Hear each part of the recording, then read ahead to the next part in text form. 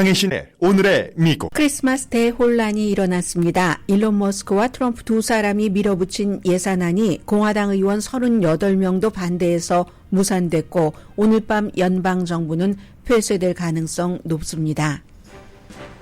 트럼프 당선인은 정부가 폐쇄해야 한다면 바이든 행정부 아래에서 닫아야지 트럼프 행정부에서 일어나서는 안 된다고 밝혔습니다. 연방정부가 폐쇄되면 장기화될 경우 사회보장 프로그램부터 푸드 스탬프까지 모두 지급 지연 등의 영향을 받게 됩니다.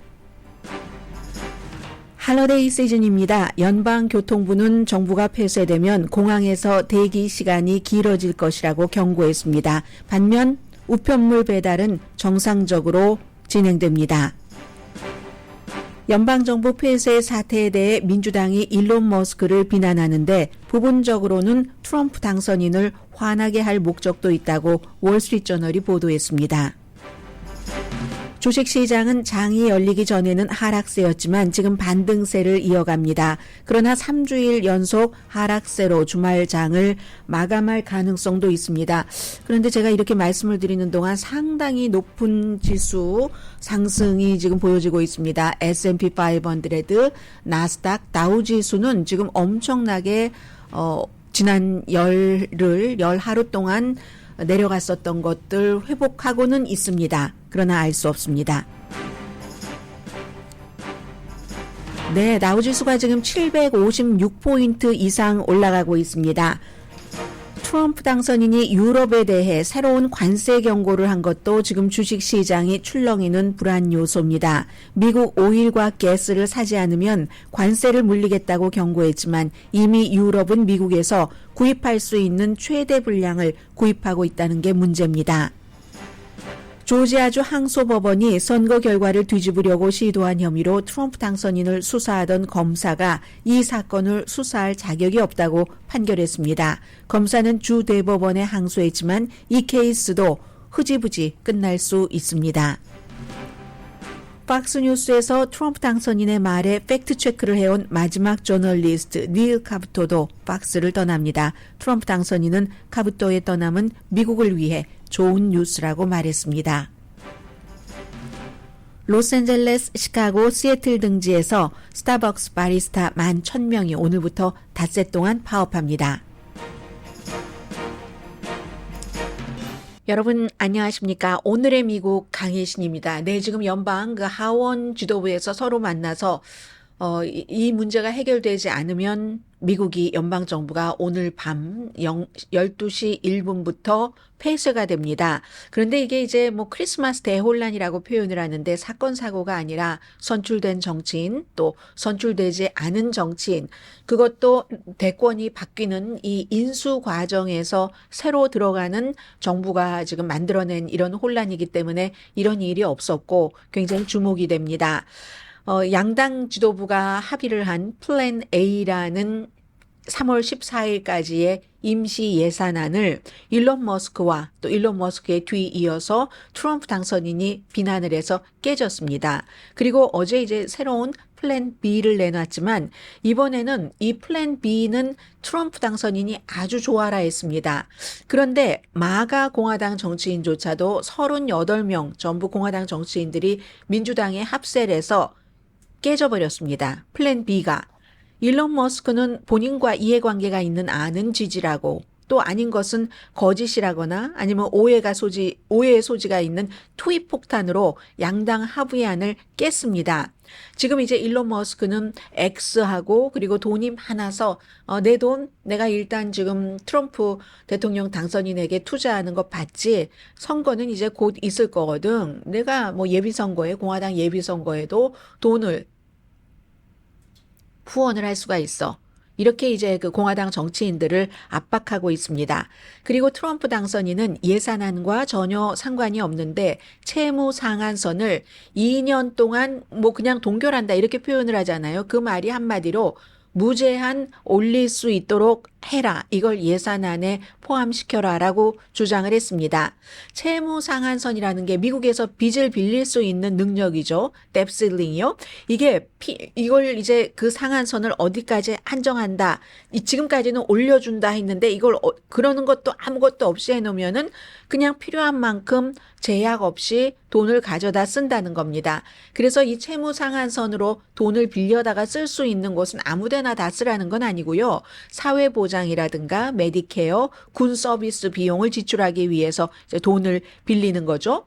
1960년대 이후에 민주당과 공화당 대통령 전부 60년대 이후에 78번 인상했으니까 매년 이제 자동적으로 인상된다고 보시면 되는데, 그런데도 불구하고 민주당과 공화당 양당 정치인들은 지금까지는 다른 당의 대통령이 집권할 때는 이 채무 상한선을 올려주지 않느라고 얼마나 줄다리기를 했습니까? 다 기억하실 거예요.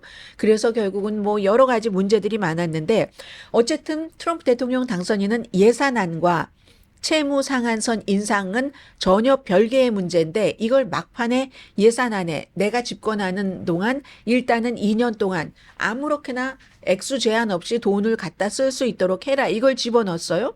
그러니까 이제 이걸 관장을 할 마이크 존슨이라는 공화당 하원 그 의장 같은 경우는, 이 하원 의장에게는 일론 머스크도 너무나 막강하고, 하원 의장은 하원 의원들이 많이 당선이 돼야지 본인이 차기에도 하원 의장이 되는 걸 꿈꾸니까, 그래야 본인의 권력이 강해지는 거고, 그런 면에서 일론 머스크 말을 들을 수밖에 없지는 않지만 듣고 있고, 그리고 트럼프 대통령 당선인은 본인이 트럼프 대통령 당선인의 그 부르심 이런 것이 없었으면 절대로 이 하원 의장을 할 수 있는 사람이 아니었습니다. 트럼프 대통령 당선인도 중요하고 해서 막강한 두 사람의 입맛에 맞춰서 수정안을 내놓은 겁니다. 플랜 B를.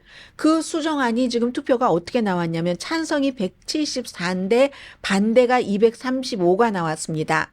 돈하고 관련되는 거는요, 미국에서 중요한 거는 3분의 2의 표가 필요합니다. 그러면 이건 3분의 2가 아니라 과반수도 안 됐잖아요. 찬성이 174고 반대가 235니까 민주당 전원이 반대를 했고, 아니 무슨 예산안에 뭐 그 차기 행정부가 돈을 맘대로 빌릴 수 있는 채무 상한선을 껴넣는단 말이야. 그리고 무엇보다도 플랜 A, 공화당과 민주당 양당이 합의를 했잖아. 그 합의를 왜 깨 하면서 민주당은 전원이 반대를 했고, 공화당도 마가 의원조차도 여기에 합세를 해서 38명이 반대를 했습니다. 마가 의원들은요, 공화당의 그 원칙 같은 것들이 있잖아요. 공화당은 기본적으로 돈을, 작은 정부를 원합니다. 그런데 예산안을 그렇지 않아도 더 줄이라고 우리가 반대를 하고 있는데, 여기다가 돈을 마음껏 빌릴 수 있는 능력까지 넣는다고, 이건 해도 너무하잖아 하고 38명이 반대를 했습니다. 그러면 어제 플랜 B가 실패한 것은 트럼프 대통령 당선인에게는 굴욕입니다. 본인이 공개적으로 나 플랜 B를 지지해 했는데 마가 의원들을 포함해서 38명 공화당 의원의 이탈표가 생긴 겁니다. 예산 절감 없이 빚 상한선만 그냥 무한정 맘대로 쓰라는 것을 우리는 도저히 찬성을 할 수 없다, 이겁니다. 민주당은 어땠겠습니까? 지금 미국에 싸우고 있는 모습을 보여드리는 겁니다. 거기다가 일론 머스크라는 사람이 얼마나 막강한 힘을 갖고 있는가, 이래 본 적이 없기 때문에. 선출된 공무원이 아니잖아요. 선출된 정치인이 아니잖아요. 민주당은 공화당이 이제 합의안 깨고, 그리고 일단은 지금은 아직까지는 민주당 행정부이기 때문에 좌절했죠, 정치인들이. 아니 이걸 3월 14일까지만 하더라도 뭐 원하는, 민주당이 원하는 것도 있고 공화당이 원하는 것도 있고 그 예산 안에는 그럴 테니까. 그래서 당장 일론 머스크 대통령이다 하면서 비난을 합니다. 정말 민주당은 약간 트럼프 대통령 당선인 약 올리기 위해서, 월스트리트저널의 표현입니다. 그러나 버니 샌더스 같은 사람은 어제 미리 말씀을 드렸잖아요. 아니 이게 무슨 억만장자가 국가를 운영해서는 안 되는데, 선출되지도 않은 주제에 억만장자가 예산안을 가지고 알지도 못하면서 이래라 저래라 해서 합의안을 몇 개월 동안 공화민주 양당이 힘들게 만들어 놓은 것을 하루아침에 가짜 투입 같은 것으로 이걸 파괴해버린단 말이야. 버니 샌더스가 제일 처음에 그렇게 얘기했지만 그 뒤로 어제 굉장히 많은 민주당 의원들이 공화당을 비난을 할 때 일론 머스크가 트럼프보다 파워가 더 세다, 이런 식으로 비난을 했습니다. 공화당이 겁을 먹었다. 일론 머스크 대통령이 하지 마라. 하지 말고 그냥 연방정부 폐쇄해버려. 이러니까 겁을 먹었다는 거고요. 그래서 오늘 그 워싱턴 포스트의 탑 뉴스를 보면은 지금 X라는 일론 머스크가 소유주인 그 X에서 트렌딩 그 트렌딩 그 타픽이 일론 머스크가 돼버렸다. 이런 얘기를 하고 있고, 그리고 또, 무슨 얘기를 했나요? 네. 화나게 하려고. 민주당은 트럼프를 화나게 하려고 더 일론 머스크를 대통령 이렇게 부르면서 비난한다는 월스트리트저널에는요. 제가 의원들 이름은 말씀드리지 않겠습니다. 공화당이 트럼프와 그의 억만장자 클럽의 명령에 따라서 미국을 다시 한번 연방 정부를 폐쇄하기 직전으로 몰아가고 있다. 물론 오늘 밤 전에 풀릴 수도 있어요. 그림자 대통령 일론 머스크가 이 예산안을 무산시키는데 성공했고, 그러자 트럼프가 그 일론 머스크를 뒤를 따라가고 있다. 또 일론 머스크 대통령은 공화당이 통과시키는 것을 원치 않는다 하는 뜻을 분명히 했습니다. 그러자 트럼프 부통령도 그 시점에서 그를 지지한 듯합니다. 이거 완전히 이렇게 이제 싸움 붙이는 거죠. 말하자면 월스트리트저널의 표현입니다. 분명한 것은 이 두 사람의 영향을 받은 의원들도 있고 영향을 받지 않은 의원들도 있고, 그러면 반대쪽에서는 일론 머스크와 JD 벤스 부통령 당선자는 민주당을 비난을 합니다. 아니, 그 플랜 B에 민주당이 원하는 것들이 대부분 담겨 있잖아. 그런데 왜 그걸 통과시켜 주지 않았어? 민주당에 대해서는 이렇게 말할 수 있지만 그럼 38명의 공화당 의원에게는 무엇이라고 말할 것입니까? 그래서 오늘 플랜 B가 있다고 마이크 존슨 하원 의장이 아주 자신 있게 얘기를 하지만 디테일하게 말하지는 않고, 지금 플랜 C가 있다고 말씀드렸나요? 플랜 B는 깨졌고 플랜 C가 있다고 자신 있게 말하고 지금 회의를 하러 들어갔습니다. 오늘 투표를 하겠다는 거예요. 투표에서 3분의 2가 찬성을 해야지 연방정부 폐쇄를 막을 수 있는데, 오늘이 무슨 날입니까? 금요일에다가 이제 23일 월요일, 24일이 이제 화요일, 25일 수요일, 이제 이미 할러데이가 시작이 돼버려서 할러데이가 시작되면 다 크리스마스 할러데이이기 때문에 집으로 가고 지역구에서 정치활동을 하러 가죠. 이거 어떻게 될지 알 수 없습니다. 여기에 대해서 굴욕적인 결과를 맞았다. 트럼프 대통령 당선인으로선 말씀을 드렸는데, 또 본인의 소셜미디어에 이렇게 그 트윗을 하더군요. 트윗이 아니라 소셜미디어에 글을 쓴 걸 보니까 정부가 폐쇄된다면 그 예산안이 없어서 바이든 행정부에서 지금 폐쇄를 시작을 해야지 1월 20일 이후 트럼프 행정부에서 폐쇄가 시작돼서는 안 된다. 뭐 바이든이 해결해야지 될 문제인데 지금의 그 행정부의 예산안이니까 뭐 공화당이 도울 수 있다면 뭐 공화당이 돕든가 뭐 이런 식으로 얘기를 했습니다. 아무튼 분명한 것은 어떤 매체가 이렇게 지적을 했네요. 예산안이 통과되던 통과되지 않던 일론 머스크와 트럼프는 전혀 영향을 받지 않는다. 일반 사람들만 영향을 받는다는 얘기죠. 우선 지금 할러데이이기 때문에 연방정부 폐쇄되면 우정국 어떡하지 걱정하시는 분들 많으실 겁니다. 여러분들 그 선물 그 우편 배달에는 차질이 없습니다. 우정국은요 독립기관이기 때문에 물론 대통령이 우정국장을 딱 지명을 해서 임명하긴 하지만 세금에 의존하지 않습니다. 상품과 서비스, 우표도 팔고 봉투도 팔고 서비스 이런 것으로 자금을 조달하기 때문에 오늘도 우체국 열려 있고요. 내일도 토요일도 열죠.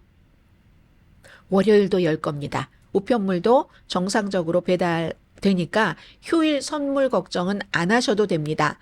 교통안전구 이거 어떻게 되는 거야? 당장은 영향이 없을 겁니다. 그러나 만약에 오늘 연방정부가 폐쇄가 되고 나면 그 직원들 교통안전부의 직원들이 6만 2천 명 정도에서 5만 9천 명은 필수 인력입니다. 연방정부가 폐쇄가 돼도 어떤 사람들은 필수 인력이다 해서 돈은 안 받아요. 그 기간 동안에. 정부 폐쇄가 길어지면 2주일에 한 번 받는 페이첵은 나중에 받겠지만 돈은 안 받으면서 이 일을 합니다. 필수 인력이라서. 그래도 일단 뭐 몇천 명 정도는 부족하고 이럴 때는 아니 내가 왜 돈을 안 받고 일을 하지? 그냥 차라리 이런 때 식데이라든가 어떤 병가를 신청을 해서 뭐 이렇게 해서 좀 내가 해보겠어 이러면은 조금 더 피곤해지지만 그런 사람들이 많지는 않을 거기 때문에 당장은 영향이 없지만 앞으로 이게 장기화되면은 좀 영향이 있을 것이다 이렇게 얘기들을 하고 있습니다.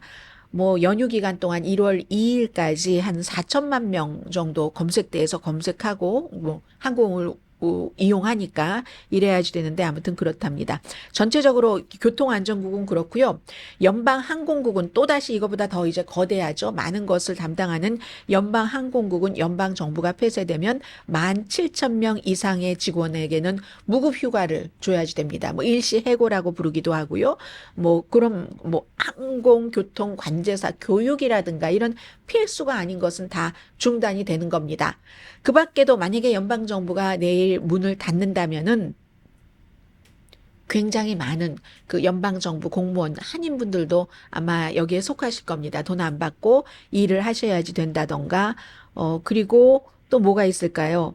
뭐 사회보장에 대해서는 그 뭐 소셜 세큐리티나 메디케어, 체크 뭐 이런 거 뭐 연방정부가 폐쇄돼도 발송은 됩니다. 그런데도 만약에 이게 길어지면은 뭔가가 뭐 발급이 중단된다던가 신청하신 분들이 좀 기간을 더 기다리셔야지 된다던가 하는 불편함이 오겠죠. 스냅, 그 푸드 스탬프의 경우도 마찬가지로 금방 해결되면 괜찮지만 그렇지 않으면 무슨 뭐 이거 갱신하는 것도 있고, 그리고 무슨 또 어느 정도면 해결이 될 텐데 아무튼 뭐든지 다 나중에라도 해결이 돼도 지연은 된다는 거고요. 이거 뭐 퇴역 군인에 대한 혜택들도 마찬가지고 여권 발급 당연히 영향을 받겠죠. 뭐 비자, 영사 서비스 웬만한 거 무급으로 일을 하겠지만 폐쇄 기간에 따라서 속도가 늦어질 건 너무 당연하지 않겠어요?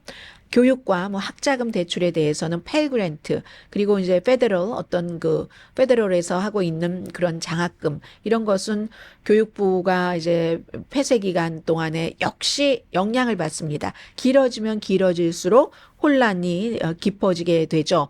또 국세청도 마찬가지로 폐쇄되고 국세청이 이제 문을 닫기 때문에 페더럴 그 국세청이 문을 닫기 때문에 봄학기 전에 필요한 뭐 서류 같은 거 다 접수하고 해야지 무슨 펠그랜트 같은 거 받잖아요. 그런 것들이 좀 어려워진다는 거고요.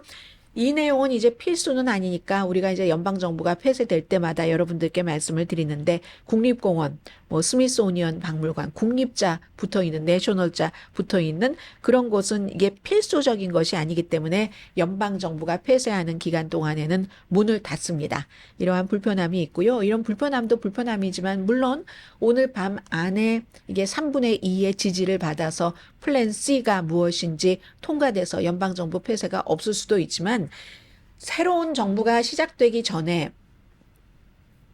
연방정부가 폐쇄가 되고 그리고 연방정부 폐쇄 자체가 일론 머스크와 트럼프라는 차기 행정부에서 중요한 역할을 할 사람들이 보통 딱 그 임기가 끝나기 전에는 들어오지 않거든요. 이렇게 국내 정치나 해외 정치에 대해서. 근데 이런 것들이 굉장히 중요해서 앞으로 어떻게 될 것인가는 뭐 짐작을 할 수도 있고 사실은 짐작할 수 없는 일도 있고 그다지 안전하게 안정되게 이렇게 가지는 않겠다. 그렇게 사회가 전반적으로 지도부에서 좀 불확실성이 있다던가 움직임이 크다던가 하면은 주식시장도 출렁이게 되고 또 투자 같은 것도 뭐 이거 이렇게 큰 돈을 투자를 해서 해야지 돼? 기업들도 좀 주춤하게 되죠. 장기적으로 뭔가를 몇 년 동안에 계획을 해서 했다가 어느 날 갑자기 뒤집혀 버리면 안 되니까 이제 그런 것들을 1월 20일에 트럼프 대통령 당선인이 취임하기 전에 우리가 약간씩 뭐 경험한다고 할까요? 맛보고 오고 있다고 할까요? 그런 지금 시점입니다.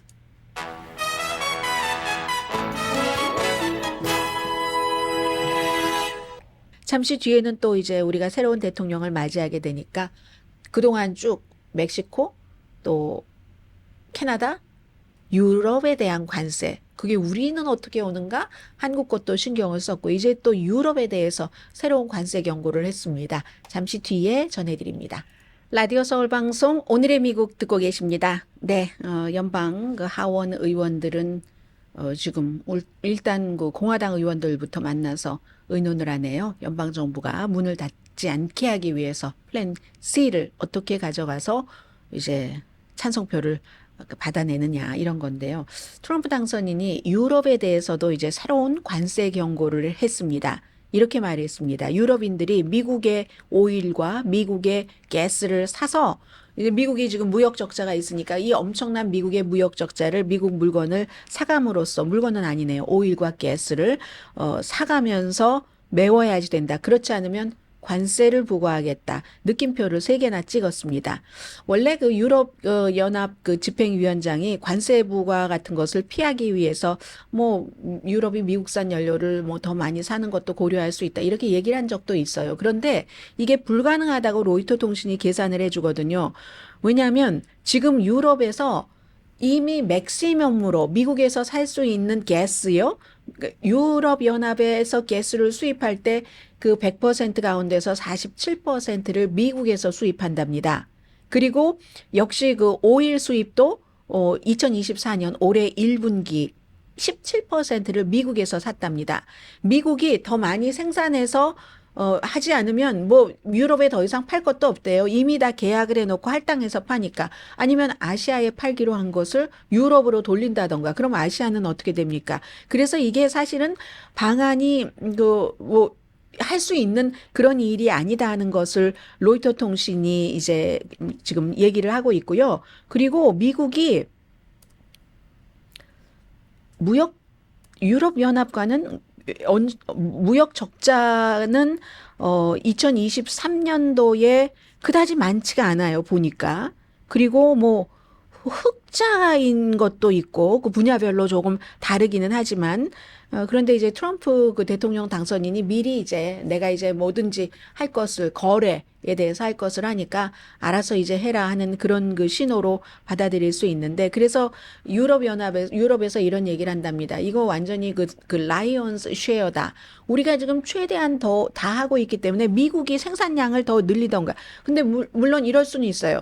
트럼프 대통령 당선인이 생산량을 늘린다고 했으니까 생산량을 늘리게 되면은 그때부터 오일 생산하고 그리고 리퀴드 무슨 그 천연가스 같은 것을 늘린다고 했으니까 그럼 그때 해당되는 얘기지. 우리에게 지금 오일하고 천연가스를 더 많이 사가라고 하는 것은 우리 맥시멈 지금 살 수 있는 걸 다 사기 때문에 안 된다 하는 거고요. 그 표현을 그 라이언스 쉐어라고 하던데 그 라이언스 쉐어라는 게 가장 아무튼 그 대부분의 대부분을 가져간다는 거잖아요. 사자가 이솝우화에 나온 그 얘기예요, 바로.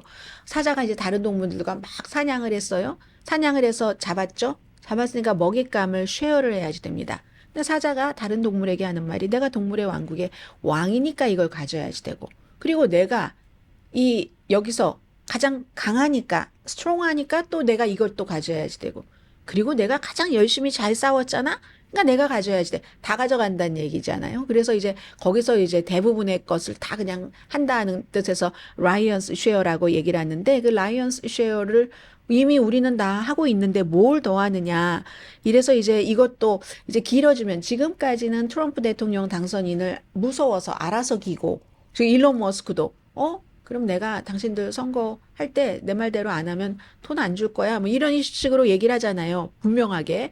그러니까 트럼프 대통령 당선인은 돈 준다는 얘기는 안 하고 내가 지지를 다른 사람을 할 거야. 이렇게 얘기를 해주고 하니까 공화당이 압박을 받는데도 불구하고 지금 이번에 이 예산안은 절대로 트럼프가 원하는 대로 해줄 수가 없다. 이렇게 하면서 이제 그렇게 됐는데 어쨌든 뭐 이런 얘기입니다. 강해서 트럼프 대통령 당선자도 지금 일단 다 본인이 원하는 식으로 다 이제 판을 까는 거예요. 판을 깔고 이러니까 내가 강하게 너무 강해서 당신들을 누를 수 있으니까 눌림을 받기 전에 알아서 잘 지내보자고 하는데 어떤 경우는 이렇게 꽉 막혀서 더 이상 해줄 수 없는 경우도 있다 하는 내용이고요.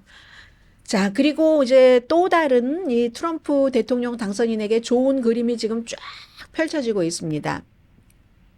조지아주의 그 검사, 그 파니 윌리스라는 조지아주에서 트럼프 그 대통령 당선인을 마피아의 두목식으로 이건 기소를 한 케이스죠. 마피아의 두목이 있고 그 아래 쭉 무슨 뭐 루디 줄리아니 변호사를 포함해서 사람들을 같이 이렇게 공동으로 엮어서 조지아주에 부정선거가 없었는데 부정선거라고 주장하면서 선거 결과를 뒤집으려고 시도를 한 그 혐의에 대해서 수사를 쭉 하다가 어느 순간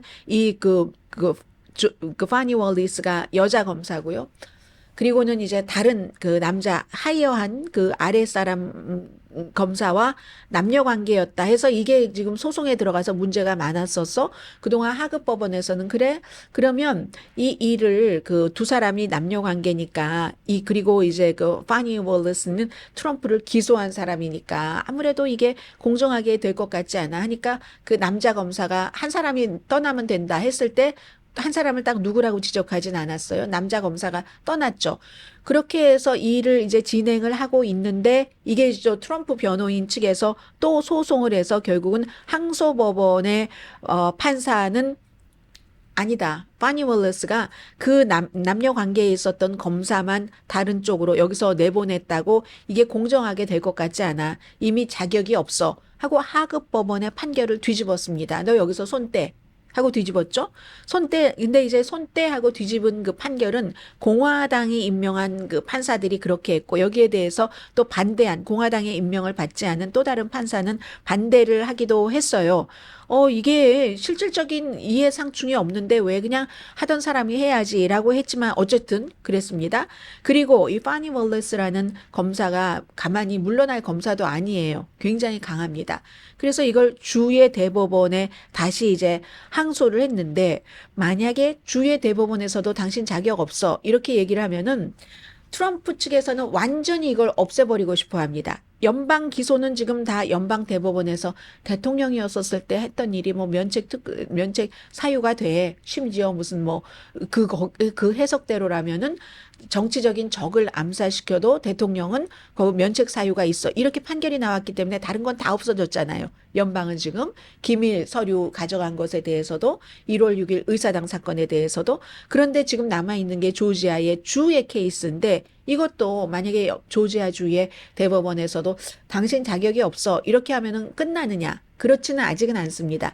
트럼프 측에선 이걸 완전히 없애버리고 싶어 해요. 없애버리고 싶어 하는데 그렇게 없애버리라고까지 허용을 해주진 않았거든요. 그래서 만약에 이 이제 주의 대법원에서 검사 당신이 하면 안 돼라는 판결이 나오면 검사협회에서 다른 검사를 지명을 할 수는 있답니다. 그런데 이미 제가 말씀드리고 싶은 것은 모든 분야에서 트럼프 대통령 당선인이 대통령으로서 취임하고 대통령 임기 2기를 시작하기 이전에 많은 것들은 트럼프 쪽으로 향하고 있다. 이제 이렇게 보시면 됩니다. 오죽하면 모든 매체에서 아주 진보적인 매체에서 전부 트럼프에게 이제 이렇게 고개를 숙이고 이제 알아서 기는 이런 모습을 많이 보이잖아요. 어제는 어떤 일이 있었냐면 팍스 뉴스에서 닐 카부토라고 저널리스트예요. 이 사람은 오피니언 리더는 아니고 그래서 이 사람이 팍스에서 28년 동안 일했는데 그만둔다고 말을 했습니다. 그러면서 말하는데 뭐라 하냐면요. 내가 팍스에서 일할 때 태어나지도 않은 사람들과도 지금 같이 일을 한다. 뭐 스텝 중에서 보조 스텝 이런 사람들은 어릴 수 있잖아요. 대학교 졸업하고 바로 들어오고 하면. 그래서 오랫동안 일을 했다. 이렇게 얘기를 하는데 그리고 이 사람을 개인적으로 얘기를 하자면 닐 카부토가 아주 무슨 여러 가지 병도 많이 앓았어요. 심지어 무슨 심장 오픈 하트 그 서저리도 받고 했었는데 그동안 건강으로는 운이 안 좋을 수도 있었지만 그럼에도 불구하고 박스에서 내가 오랫동안 일하니까 수술할 때 또 휴직하게 해주고 등등 하면서 일을 해왔다라고 하는데 트럼프 대통령에 대해서 대통령일 때도 그렇고 이제 후보일 때도 그렇고 팩트 체크를 팍스에서 지금으로선 유일하게 팩트 체크를 트럼프에 대해서 하는 사람입니다. 나머지는요 전부 트럼프를 그 아주 신처럼 모시는 이런 사람들만 지금 팍스에 남아 있는 거예요. 닐 카부토 당신마저도 떠나느냐. 그래서 이제 이 사람도 떠나게 됐는데 트럼프 대통령 당선인이 미국을 위해서 너무나 좋은 소식이다. 지금까지 팍스에서 시청률도 가장 낮았고 그런 닐 카부토가 떠나는데 오래전에 떠났어야지 이렇게 얘기를 하거든요. 그렇죠. 시청률이 높은 때는요. 사람들이 막 극적으로 말하고 거짓말도 막 말하고 할수록 시청률이 높고 인기가 높습니다. 션 해니티, 터커 칼슨, 로라 잉그램, 제시 워럴스 이런 사람들이죠. 뭐 그래서 아무튼 그렇다는 거고 그런데 이 팍스에서는 이 트럼프 대통령 당선인과는 닐 카부토를 다르게 생각을 합니다. 너무너무 이 사람은요 모든 뉴스쇼를 대본이 하나도 없이 진행을 한답니다. 날마다. 그리고 그 텔레비전 케이블 쇼는 초대 손님이 많죠. 그 초대 손님의 이쪽에서도 사람들을 가리지 않고 초대를 하고, 그래서 방송에서 당신과 함께 일하는 게 너무 좋았고요. 많은 걸 배웠고요. 뭐 그리워할 겁니다. 뭐 이런 얘기를 하는데, 사실은 닐 카부토가 트럼프에 대해서 팩트 체크를 하는 지금 남아있는 유일한 사람이라고 말씀을 드렸잖아요. 그런데 이 사람도 얼마 전에 그 선거 때에 왜 카멜라 해리스를 뭐 인터뷰하고 할 때도 뭔가 문제가 있었었고, 무슨 문제였나요? 트럼프가 한 말에 대해서 굉장히 트럼프식으로 트럼프가 이렇게 말했잖아 하고 얘기했는데 그게 아니잖아요. 그 무슨 그 비디오 여러분들께 그 당시에 다 들려드렸는데 그런 거. 그랬는데도 불구하고 이것만으로는 만족을 하지 못하고 견디지 못하는 겁니다. 해서 이제 트럼프 대통령 당선인이 일 시작하기 전에 모든 그 본인에게 거부하는 사람들을 어떻게 제거를 하고 제거가 됐는가 하는 지금 이 분위기를 말씀을 드리는 겁니다. 해서 트럼프 대통령 당선인이 진작에 나갔어야 되는데 잘 나갔다라고 얘기를 했는데요. 카부토가 여기에 대해서 뭐라고 얘기하냐면, 아니요, 내가요 팍스에서 나간다고 했지 저널리즘 여기서 나가는 거는 아니거든요. 다른 데서 다른 식으로 일을 하겠다는 뭐 그런 얘기입니다. 아무튼 이 정도로 트럼프에게 굉장히 좋은 언론 환경, 정치적인 환경, 그리고 유권자들도 이래저래 다 그 트럼프를 많이 지금 지지하고, 또 트럼프를 지지하지 않았던 사람도 트럼프가 잘 되기를 바라고 후원을 하고 있잖아요. 그런 좋은 상태에서 출발을 하는데, 너무 트럼프가 원하는 쪽의 환경이다. 그게 오히려 이제 우려가 된다. 그렇게 될 때는 조금 아무튼 뭐 좀 부작용이 나올 수도 있으니까 그런 상태다 하는 건 말씀드리고요. 오늘 이제 뭐 주식 시장이라든가 약간의 경제 뉴스를 잠시 뒤에 전해드리겠습니다. 그리고 이런 얘기가 나와요. 일론 머스크가 미국에서만 지금 영향을 미치고 있는 게 아니에요. 독일에서도 정말 극우, 지금 한국에서 많이 얘기가 되고 있는 게 보수와 극우는 다릅니다. 미국에서도 마찬가지겠죠. 진보와 극좌는 다릅니다. 하는데 일론 머스크가 독일의 극우 정당을 공식적으로 지지를 했습니다. 며칠 전부터 큰 문제가 있는 것이고요. 그리고 그쪽에서 볼 때는 또 일론 머스크가 영국의 정치에도 영향력을 미치려고 한다는 겁니다. 그러니까 몇 개월 전에 여러분들께 말씀드린 적이 있어요. 일론 머스크와 같은 사람들은 돈이 많고 본인이 어느 정도 이룰 것을 이뤘잖아요. 그 다음에는 본인이 원하는 세상으로 돌아가기를 원하는 이런 일들을 과거에 뭐 락펠러도 해봤고 시리즌 케인의 바로 그 주인공도 해봤고 굉장히 많은 부자들이 했었던 거거든요. 그 과거의 미국의 부자들은 실패했습니다. 거의. 그런데 일론 머스크가 어떻게 될지 모르죠. 본인이 원하는 세상으로 간다는 것. 제일 중요한 것은 저는 거기에 대해서 좋은 것도 물론 많이 있을 겁니다. 뭐 정부의 군사를 뺀다던가 하는 거. 그러나 저는 걱정이 되는 거. 저 사람이 굉장히 백인이 우수하다고 생각하는 사람입니다. 그렇기 때문에 이민자는 맞고 백인들이 아이를 많이 낳아야지 된다. 나는 여성과 심지어는 성관계를 하지 않고도 나의 정자를 다른 여성에게 심어서 저 여성이 우수해 보이면 백인을 탄생시키겠다 하는 일을 실제로 하는 사람이 일론 머스크죠. 그래서 일론 머스크가 꿈꾸는 세상은 좋은 면도 있지만 굉장히 그 소수 인종으로서는 우려되는 부분도 있다. 뭐 계획 없이 말씀을 드렸네요.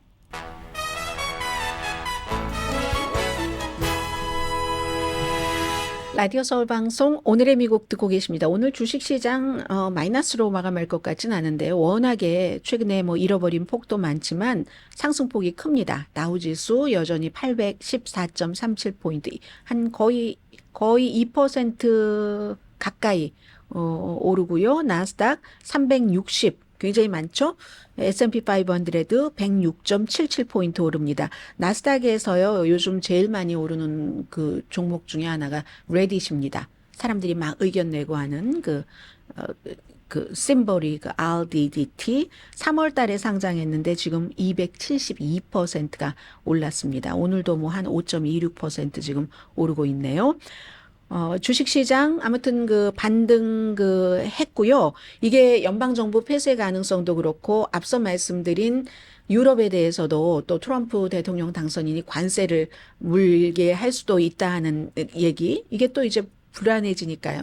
그 전에는 연방준비제도 의장이 한 얘기, 뭐 그리고 뭐 어제 뭐 비만약에 대한 뭐 판결 이런 것들이 다 영향을 받고 있고 비트코인도요. 어제 또 내려가고 하다가 지금은 이제 비트코인도 전반적으로 다 올라가니까 다시 반등하고 있다 말씀을 드립니다. 스타벅스 바리스타 11,000명 이상이 지금 파업을 닷새 동안 하는데 임금과 근무 조건이죠. 항상 파업할 때는 우리 돈도 조금 올려주고 직원 숫자도 좀 늘려라. 일을 하루 종일 손이 내가 아무리 빨라도 다 커피를 만들 수가 없다. 그리고 이제 직원이 늘어나야지 시간 조절도 가능하잖아요. 그런 것들을 얘기합니다. 로스앤젤레스, 시카고, 시애틀 등등에서 파업이 시작이 됐는데 이게 날마다 서로 뭔가 협상하지 않으면 파업이 확산될 것이다 라고 얘기를 합니다. 그럼 크리스마스 이브까지는 막 수백 군데의 스토어에서 파업을 하겠다는 얘기인데요. 스타벅스의 대변인과 아마존의 대변인이 다릅니다. 아마존 이제 어제 그 창고 직원들 파업을 했는데 우리는 이거 협상할 뜻이 없어 아직 이렇게 얘기하는데 스타벅스는 합의하기 위해서 우리는 협상을 할 준비가 돼 있다 이렇게 얘기를 하는데 이번에 이제 그 스타벅스에서 11,000명 정도 바리스타들이 파업을 한 게 2년 전에 그때 이후에 가장 큰 규모라고 합니다. 그리고 이제 점점 처음에는 스타벅스도 엄청 노조에 가입하는 거 싫어했고 아마존도 그렇고 사주 치고 노조에 가입하는 거 노조 만드는 거 좋아하는 사주가 어디 있겠습니까? 그런데 이 지금 그 스타벅스에서 얘기하는 게 뭐냐면요. 너무 임금이 스타벅스에서 우리 괜찮게 주잖아 하는데 격차가 너무 심하다는 겁니다. CEO가 브라이언 그 니콜이 예를 들어서 연봉은 160만 달러랍니다. 많지 않은 것 같은데 하도 많은 연봉을 우리가 많이 봤어요. 그렇게 생각하실 수 있는데 그런데 이제 성과 관련 보너스도 뭐 최대한 뭐 720만 달러. 이 사람들은 연봉 그 자체가 중요한 게 아니에요. 그 나머지가 중요하죠. 게다 대고 뭐 2,300만 달러 정도 그 스타벅스에 주식을 받을 수 있는 것 이런 것들이 중요하죠. 결국은 봉급은 누군가가 사람들이 얘기하잖아요. 예를 들어 트럼프 뭐 그 대통령도 뭐 돈도 안 받고 일하는데 대통령이 돈 뭐 몇십만 달러 받아서 그 뭐 하겠습니까? 딸과 사위가 그렇게 돈을 벌고 있는데 대통령이 돼서 그런 식이에요. 160만 달러 아무것도 아닌 겁니다. 몇천만 달러 이런 주식 옵션 같은 것이 있는 것이고 그러면 스타벅스에서 뭐라고 얘기하냐면 이렇게 훌륭한 리더가 있기 때문에 여러분들 다 봉급 주도로 일을 하는 겁니다. 효율적인 우리 업계에서의 그런 리더입니다. 이렇게 얘기를 합니다. 미국의 스타벅스가 16,000개 이상이 있답니다. 그럼 스타벅스 직원들이 뭐라고 얘기하냐면 그렇다고 아니 브라이언 니콜이 몇천만 달러 받는데 내가 바리스타가 말이야. 뭐 바리스타 같은 경우가 시간당 평균 30달러 정도 받는다고 하거든요. 바리스타가 아닌 사람들은 이것보다 훨씬 적게 받기 때문에 스타벅스에서 시간당 18달러랍니다. 캘리포니아주가 17달러 몇십 센트던데요. 주당 최고 20시간 일하는 바리스타의 경우 시간당 평균 30달러를 받고 있답니다. 자, 이러니까 CEO가 그런데 그리고 뭐 그런 얘기를 지금 하는 거예요. 근데 모르죠. 어떻게 될지는. 그리고 이제 아마존 같은 경우가 뭐 샌프란시스코라든가 애틀란타, 뭐 뉴욕에서 창고 직원들 지금 파업을 시작을 했는데 이 아마존도 마찬가지예요. 그 직원들과 회사가 하는 얘기가 다른 게 회사 매출이 3, 4분기에 1년 전보다 11%가 늘어나서 1,590억 달러 예상보다 많았답니다. 요즘 뭐 다 온라인 시대니까는요. 그런데 회사는 예상보다 많고 11%나 매출도 늘어나고 있는데 우리는 그 돈 받고 생계를 이어갈 수가 없다고 얘기를 합니다. 근데 아마존에서는 지금 파업 안 해주겠다는, 협상 안 해주겠다는 얘기를 하고 있습니다. 왜냐하면 역량이 거의 없다는 얘기죠. 10,000명 정도가 파업을 했는데 가장 이제 바쁜 때를 택해서 파업을 하긴 했지만 전체 직원의 1%도 조금 안 된다고 하거든요. 아무튼 제프 베조스도 개인 자산이 얼마입니까? 10억, 100억, 1,000억. 2,390억 달러. 야, 2,390억 달러. 그래서 이제 그 아마존도 파업하고 그리고 또 이제 이 크리스마스를 앞두고 특히 스타벅스 같은 경우는 크리스마스 뭐 땡스기빙 데이 이런 때 이제 스페셜 커피도 만들고 스페셜 컵도 만들어서 할러데이 분위기를 길에도 많이 뿌려주고 있죠. 근데 이제 두 군데에서 이렇게 파업을 하고 있다 하는 내용들 전해드리고요. 자, 잠시 뒤에 뵙겠습니다.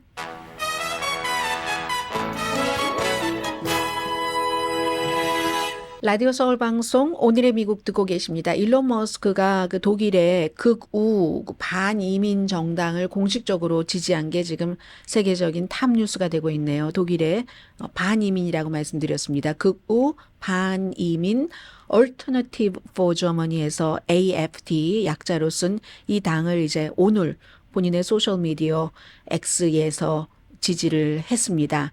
그리고는 이 당만이 얼터너티브 이 AFD 당만이 독일을 구할 수 있다. 지금 이런 얘기를 해서요.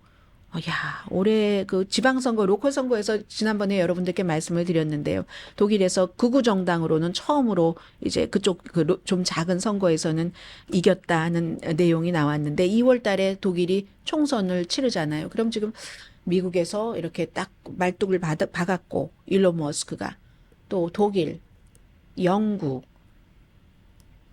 야, 영향력이 지금 너무 커지고 있네요. 자, 오늘 이제 여러분들 할러데이에 좀 가벼운 뉴스를 마음이 가벼워지는 뉴스요. 전해드리면 좋은데 그렇지 못해서 조금 죄송하기는 하고요. 지금 루이지 메그지오네 이 용의자에 대해서는 뭐 관심 있으신 분들이 많으실 텐데 유나이티드 헬스케어의 CEO를 살해해서 펜실베니아에서 감옥에 갇혔다가 어제 이제 이송이 됐습니다. 뉴욕으로 이송되는데 막 헬기에 타고 헬기 내리고 할 때부터 생중계 막 하고 있는데 저는 지난번에 법정에서도 그렇고 어제도 길에 이제 이렇게 헬기에서 내렸으니까 손을 묶고 길을 가는데 길을 갈 때도 계속 이 사람이 쳐다봐요. 쳐다보는데 그 쳐다보는 시선이 누구를 찾는 것 같은 그런 시선이 있죠. 근데 이제 지금 어쨌든 그 변호팀은 너무나 막강한 사람들, 집이 이제 부잣집이니까 그런 사람을 변호인으로 선택을 해서 무죄다. 일단은 뭐 무죄를 주장하고 시작을 하는 거니까요. 미국의 이 같은 법적인 재판 과정이 뉴욕에서도 살인, 뭐 스토킹을 포함해서 여러 가지 혐의로 1급, 2급 다 기소가 됐습니다. 그리고 뭐 증거도 무슨 나의 대상은 뭐 보험이다. 이렇게 하고 또 건강보험 업계에 대해서 굉장히 적대적인 의견을 담은 본인이 뭐 쓴 노트 같은 것도 지금 갖고 있잖아요. 그래서 이 재판은 아마 진행이 되면은 여러 가지 의미에서 미국에서 눈여겨볼 것 같습니다. 일단 말 그대로 장래가 완전히 보장이 된 것 같은 젊은이가 왜 그런 일을 저질렀는가? 뭐 본인 앞으로 뭐 상속된 것도 많고 뭐도 많고 그래 어디도 아프다고 하고 뭐도 그렇다고는 하지만 왜 그랬을까? 그리고 범행을 저지르기 전에 6개월 동안에 어디로 가서 무엇을 한 것인가? 그냥 뭐 일본에 어디 저기 산속에 들어가 있다고 하고 나중에는 뭐 불교에 심취한다고도 하고 명상도 했다고 하고 하거든요. 나중에 6개월 동안 사람들, 친구들, 가족들과 연결이 안 됐을 때 했었던 건 무엇인가? 그런 것과 또 이 보험업계에 대해서 악감정을 갖고 있는 사람이 이 사람에 대해서 어떠한 동정심을 갖고 있다는 연민의 정을 느끼고 있다는 후원까지 한다는 뭐 그런 것들로 굉장히 지금 주목을 받을 것 같긴 하고요. 집만큼 좋은 곳이 없다고 수없이 말하고 느끼지만 할러데이 때는 이동하게 됩니다. AAA 자동차 클럽이요. 21일부터 1월 1일까지 1억 1,900만 명 정도가 50마일 이상을 이동을 한답니다. 지난해보다 한 300만 명 정도 늘어났다고 하고요. 여러분들 운전 조심하시고 크리스마스가 수요일이기 때문에 지금 휴일 전에 주말 무척 바쁠 테니까 이럴 때일수록 마음 좀 차분하게 운전하세요. 왜 접촉사고라도 나는 때가 대부분 이제 이런 때 확률이 높잖아요. 강혜신이었습니다.